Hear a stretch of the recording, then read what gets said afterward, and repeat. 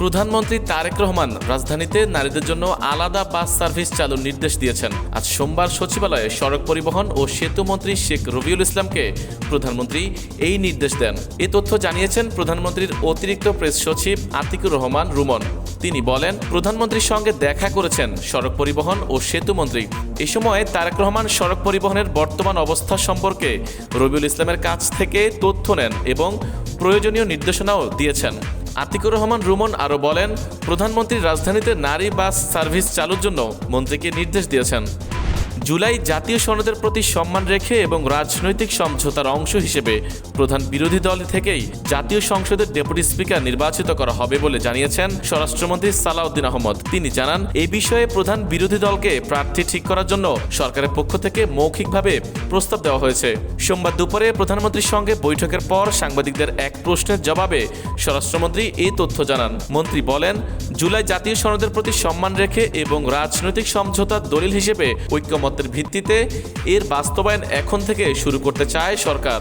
বিদায়ী অন্তর্বর্তীকালীন সরকারের প্রধান উপদেষ্টা ডক্টর মোহাম্মদ ইউনূসকে দায়িত্ব হস্তান্তরের তারিখ থেকে পরবর্তী 1 বছরের জন্য অতি গুরুত্বপূর্ণ ব্যক্তি হিসেবে ঘোষণা করেছে সরকার। এর ফলে তিনি বিশেষ নিরাপত্তা বাহিনীর SSF কঠোর নিরাপত্তা বেষ্টনীতে থাকবেন। গত 10 ফেব্রুয়ারি প্রকাশিত সরকারি গেজেট বিজ্ঞপ্তিতে এ তথ্য জানানো হয়েছে। প্রজ্ঞাপনে বলা হয়েছে, বিশেষ নিরাপত্তা বাহিনী আইন 2021-এর ধারা 2-এর ক অনুযায়ী তাকে এই মর্যাদা দেয়া হয়েছে।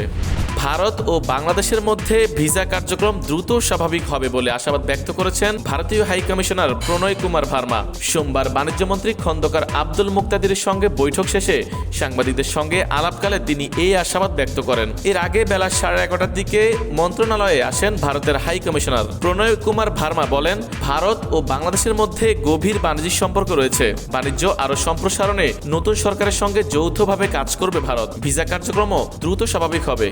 তরলীকৃত পেট্রোলিয়াম গ্যাসের দাম নির্ধারণ করেছে Bangladesh energy regulatory commission BIRC।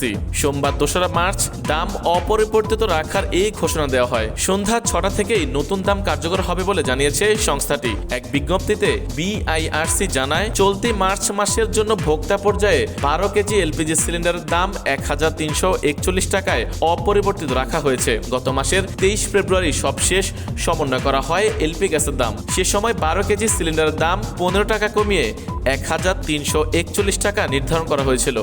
Bangladesh সহ 75 দেশের নাগরিকদের জন্য অভিবাসী ভিসা দেওয়া স্থগিত করেছে যুক্তরাষ্ট্র। তবে ভিজিট ভিসার ক্ষেত্রে কোনো সমস্যা নেই বলে জানিয়েছে ঢাকার মার্কিন দূতাবাস। সোমবার সকালে দূতাবাসের ভেরিফাইড ফেসবুকে দেওয়া এক পোস্টে এই বার্তা দেওয়া হয়। এতে বলা হয়, যুক্তরাষ্ট্রের পররাষ্ট্র দপ্তর বাংলাদেশ সহ 75টি দেশের নাগরিকদের জন্য অভিবাসী ভিসা দেওয়া স্থগিত করেছে। এই সিদ্ধান্ত 21 জানুয়ারি 2026 থেকে কার্যকর হবে। যেসব দেশের অভিবাসীরা যুক্তরাষ্ট্রের করদাতাদের ব্যয়ে তুলনামূলক বেশি হারে সরকারি সহায়তা নেন, তাদের ক্ষেত্রেই এই সিদ্ধান্ত প্রযোজ্য। মধ্যপ্রাচ্যের অস্থিরতার সরাসরি প্রভাব পড়েছে বিশ্ব ক্রীড়াঙ্গনে। ইরানে যুক্তরাষ্ট্র ইসরায়েলের হামলার পর অঞ্চল জুড়ে যুদ্ধাবস্থা তৈরি হয়েছে। আর সেই প্রভাবেই ফুটবল, ক্রিকেট সহ বিভিন্ন ক্রীড়াঙ্গনের সূচি ওলট পালট হয়ে গেছে। ফুটবলে প্রথম বড় সিদ্ধান্ত নেয় এশিয়ান ফুটবল কনফেডারেশন। AFC জানিয়েছে, AFC চ্যাম্পিয়ন্স লিগের ওয়েস্ট জোনের রাউন্ড অফ 16-এর ম্যাচগুলো আপাতত হচ্ছে না। একই সঙ্গে AFC চ্যাম্পিয়ন্স লিগ 2 এবং AFC চ্যালেঞ্জ লিগের কোয়ার্টার ফাইনালও পিছিয়ে দেওয়া হয়েছে। নতুন সূচি পরে ঘোষণা করা হবে। AFC চ্যাম্পিয়ন্স লিগ 2 এর ক্রিশ্চিয়ানো রোনালদোর দল আল নাসরের ম্যাচ রয়েছে, সেটিও অনিশ্চয়তায়।